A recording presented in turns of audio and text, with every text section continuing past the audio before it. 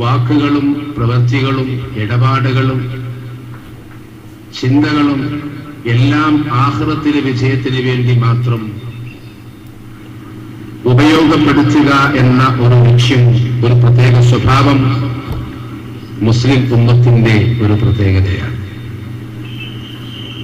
മഹ്ശറ സഭയിൽ വിചാരണ ചെയ്യപ്പെടുന്നൊരു ദിവസത്തെക്കുറിച്ചുള്ള ബോധം നമ്മളെ എല്ലാവരെയും അടക്കി ഭരിച്ചുകൊണ്ടിരിക്കുന്ന ഒരു ചിന്തയാണ്. മറുപക്ഷത്തുള്ള ഒരുപാട് നല്ല മനുഷ്യരുണ്ട്. അവര് ഇതിന്റെ യാഥാർത്ഥ്യം മനസ്സിലാക്കാതെ പലപ്പോഴും വ്യക്തിപരമായി പോലും അറിയാത്ത കാര്യങ്ങൾ നമ്മളെക്കുറിച്ച് പറയാറുണ്ട്. ജീവിതത്തിൽ 2 പ്രാവശ്യം ഹജ്ജിനും 1 പ്രാവശ്യം യുഎഇയിലെ ഒരു സന്ദർശനത്തിനും മാത്രം ഗൾഫിൽ പോയ എന്നെ ഒരു പഴയകാല പ്രവാസിയായി ചിത്രീകരിക്കാൻ വരെ മറുപക്ഷത്തുള്ള ഒരിക്കൽ പോലും നമ്മളെ കണ്ടിട്ടില്ലാത്ത പ്രവർത്തകർ ശ്രമിച്ചിട്ടുണ്ട്. വ്യക്തിപരമായി നമ്മളെ ഒരുപാട് അവർ ആക്ഷേപിക്കാറുണ്ട്. ഞാൻ പറയുന്നത്, ഒരു മനുഷ്യന്റെ മനസ്സിൽ നിന്ന് ഈമാനീകമായ സത്തയെ അള്ളാഹു നീക്കം ചെയ്താൽ അയാൾക്ക് എന്തും പറയാൻ സാധിക്കും. വിശ്വാസത്തിന്റെ അകക്കാമ്പിനെ ഒരു മനുഷ്യന്റെ കൽബിൽ നിന്ന് അള്ളാഹു നീക്കം ചെയ്താൽ ആ മനുഷ്യനെ എന്തും ചെയ്യാനും എന്തും പ്രവർത്തിക്കാനും സാധിക്കും. അതുകൊണ്ട് വളരെ ഗൗരവത്തോടുകൂടി മരണാനന്തര ജീവിതത്തെക്കുറിച്ച് ബോധമുള്ള ആളുകൾ ഇപ്പോഴവർ കാണിച്ചുകൊണ്ടിരിക്കുന്ന കാര്യം ആഖിറത്തിൽ അവരെങ്ങനെ നേരിടുമെന്ന് സ്വയം ചിന്തിക്കുന്നത് നന്നായിരിക്കുമെന്ന് സാന്ദർഭികമായി ഞാൻ സൂചിപ്പിക്കുകയാണ്. നാളിതുവരെ ഇപ്പോഴൊക്കെ നടന്ന കാര്യങ്ങൾ നിങ്ങൾ കേട്ടല്ലോ. ഇവിടെ നടന്നത് എന്തൊക്കെയാണ്? ഈ കാരന്തൂരിന്റെ മണ്ണിൽ ഒരുപാട് നല്ല മനുഷ്യന്മാർ ജീവിച്ചിട്ടുണ്ട്.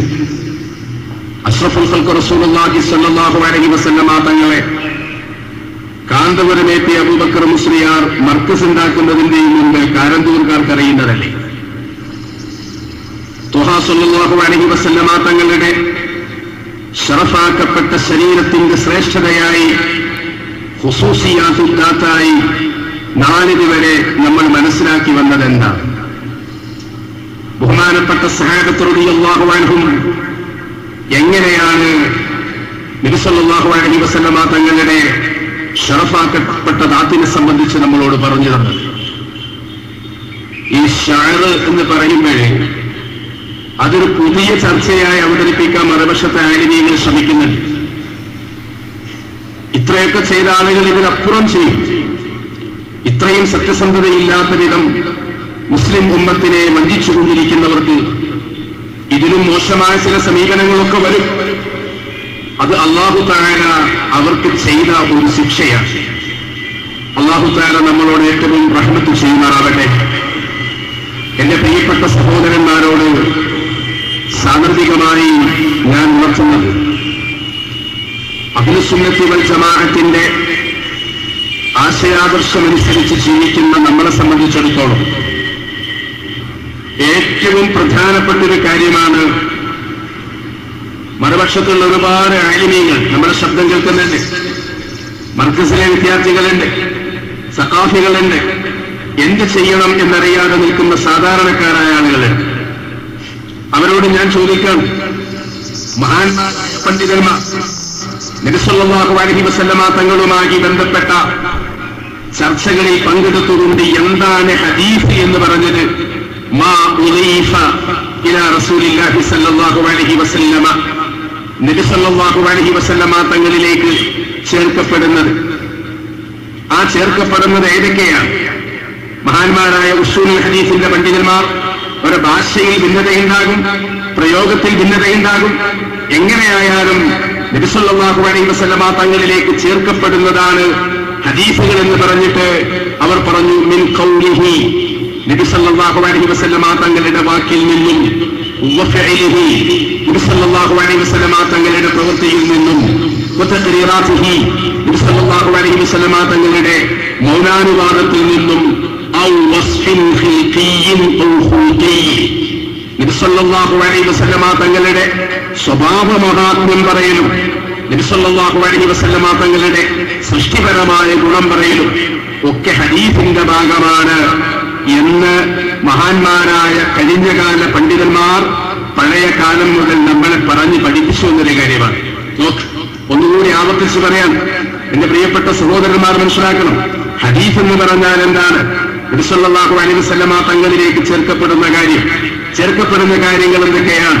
അവിടുത്തെ പരിശുദ്ധമാക്കപ്പെട്ട വാക്ക്, അവിടുത്തെ പവിത്രമായ പ്രവർത്തനം, അവിടുത്തെ മൗനാനുവാദം, അതേപോലെ തന്നെ അവിടുത്തെ സൃഷ്ടിപരമായ ഗുണങ്ങൾ, അവിടുത്തെ സ്വഭാവി മഹാത്മ്യങ്ങൾ, ഇതെല്ലാം അഷ്റഫുൽ ഖൽഖ് സല്ലല്ലാഹു അലൈഹി വസല്ലമ തങ്ങളിലേക്ക് ചേർക്കപ്പെടുന്ന സാധനമാണ് എന്ന് ഇൽമുൽ ഹദീസിന് ഡെഫിനിഷൻ പറഞ്ഞ മുഴുവൻ ആലിമീങ്ങളും അതിന്റെ മൗലൂഅ് ഇൽമുൽ ഹദീസിന്റെ മൗലൂഅ് എന്താണ്, അതിൽ പ്രതിപാദിക്കപ്പെടുന്ന വിഷയം ഏതാണ് എന്ന് പറഞ്ഞുകൊണ്ടുള്ള ചർച്ചയിൽ മഹാന്മാർ പറഞ്ഞു, ദാത്തുൻ നബി സല്ലല്ലാഹു അലൈഹി വസല്ലമ, അത് ശറഫാക്കപ്പെട്ട അഷ്റഫുൽ ഖൽഖ് മുഹമ്മദ് റസൂലുള്ളാഹി സല്ലല്ലാഹു അലൈഹി വസല്ലമ തങ്ങളുടെ ശരീരമാണ്. അതുകൊണ്ടാണ് ഈ പറയപ്പെട്ട ഉലൂമുകൾക്കൊക്കെ ഇത്ര വിശുദ്ധി സൂക്ഷിക്കപ്പെട്ടത്. ഒരു ഹദീസ് അഷ്റഫുൽ ഖൽഖ് മുഹമ്മദ് റസൂലുള്ളാഹി സ്വല്ലല്ലാഹു അലൈഹി വസല്ലമ തങ്ങളുടെ ഒരു വാക്കിനെ പറയുന്നതിന്റെ മുൻപ് വിശുദ്ധിയുടെ തിരുവടയാളങ്ങളായ മഹാന്മാരായ പണ്ഡിതന്മാർ അവരിലേക്ക് ആ ഹദീസ് എത്തിയ സനദ് പറയുന്നുണ്ട്. ഹദീസിന്റെ കിതാബുകളെ അതിൽ രചിക്കപ്പെട്ട വിഷയങ്ങൾക്കനുസരിച്ച് മുസ്നദെന്നും സ്വഹീഹെന്നും ജാമിഅെന്നും ഇങ്ങനെ പല രീതിയിൽ നമ്മൾ അതിൽ ഉള്ളടക്കങ്ങൾക്കനുസരിച്ച് വ്യാഖ്യാനിക്കുകയും ഉള്ളടക്കങ്ങൾക്കനുസരിച്ച് വിഭജിക്കുകയും ചെയ്തിട്ടുണ്ട്. അത്രയും ആയിരത്താണ്ടുകളുടെ പാരമ്പര്യം സയ്യിദുനാ മുഹമ്മദ് റസൂലുള്ളാഹി സ്വല്ലല്ലാഹു അലൈഹി വസല്ലമ തങ്ങളുമായി ബന്ധപ്പെട്ടിട്ടുണ്ട്. ഇനി നമ്മള് മറുപക്ഷത്തുള്ള ആലിമീങ്ങളോട് കിതാബിന്റെ അടിസ്ഥാനത്തിലുണ്ടോ എന്ന് ചോദിച്ചാല്, കിതാബിന്റെ അടിസ്ഥാനത്തിലെന്നല്ല, സാമാന്യ യുക്തിയുടെ അടിസ്ഥാനത്തിൽ കാരന്തൂർ മർക്കസിൽ സൂക്ഷിച്ച മുടി, ആ മുടിക്ക് എന്ത് പ്രത്യേകതയാണുള്ളതെന്ന് മറുപക്ഷത്തോട് നമ്മൾ ചോദിക്കാൻ തുടങ്ങിയിട്ട് കൊല്ലം ഒരുപാടായി. ഇന്ന് നാടൻ ഭാഷയിൽ പറഞ്ഞാൽ ഈ ചോദ്യം തുടങ്ങിയപ്പോൾ താടി നരച്ചിരുന്നില്ല, ഇപ്പോൾ 3-4 താടി രോമങ്ങൾ നരച്ചു തുടങ്ങി. അന്ന് മുതൽ ഈ ചോദ്യം ചോദിക്കുമ്പോൾ എന്താ പറയുന്നത്? ആ വിശേഷണം എന്ന് പറഞ്ഞാൽ പോരെ, ഉണ്ടെങ്കിൽ ഉണ്ട്, ഇല്ലെങ്കിൽ ഇല്ല. സത്യസന്ധമായി പറയണം. കാരന്തൂർകാരോട് ഇടയ്ക്ക് ഞാൻ പറയാം, ഒരു പക്ഷേ ഇത് പറയിപ്പിക്കാൻ ഞങ്ങൾക്ക് നിങ്ങളുടെ സഹായം വേണ്ടി വരും. അഷ്റഫുൽ ഖൽഖ് മുഹമ്മദ് റസൂലുള്ളാഹി സല്ലല്ലാഹു അലൈഹി വസല്ലമ തങ്ങളടച്ച് കച്ചവടം നടത്താൻ ഈ മണ്ണിനെ അനുവദിക്കില്ല എന്ന് ഈ നാട്ടിലെ ചെറുപ്പക്കാർ പറയുമ്പോഴും അതിക്രമിച്ചിട്ടുണ്ട്. ഇതിന്റെ അപകടം ശരിക്കും മറുപക്ഷം മനസ്സിലാക്കണമെന്ന് ഞാൻ സൂചിപ്പിക്കുകയാണ്. ഈ അടങ്ങിയിരിക്കുന്ന ചെറുപ്പക്കാർക്ക് സയ്യിദുനാ അഷ്റഫുൽ ഖൽഖ് മുഹമ്മദ് റസൂലുള്ളാഹി സല്ലല്ലാഹു അലൈഹി വസല്ലമ തങ്ങളോടുള്ള സ്നേഹം അത് എത്ര ശക്തമാണെന്ന് കാന്തപുര വ്യക്തി അബൂബക്കർ മുസ്ലിയാർ മനസ്സിലാക്കണം. ഇതഞ്ഞു മരിച്ചാലും ആ മുടിക്കഷ്ണത്തെ പുറത്തറിയുന്നതിന്റെ മുൻപ് ഞങ്ങൾ തനിച്ചു പോണില്ല എന്ന് പറയാൻ ഈ നാട്ടിലെ യുവത ആർജവം കാണിച്ചാൽ കാന്തപുരം തന്നെയായിരിക്കും ഈ നാശങ്ങളുടെ ഉത്തരവാദിയെന്ന് കാന്തപുര വ്യക്തി അബൂബക്കർ മുസ്ലിയാരെ സാന്ദർഭികമായി ഞാൻ സൂചിപ്പിക്കുകയാണ്. മുസ്ലിം ഉമ്മത്തിന് എന്താ മനസ്സിലാക്കിയത്?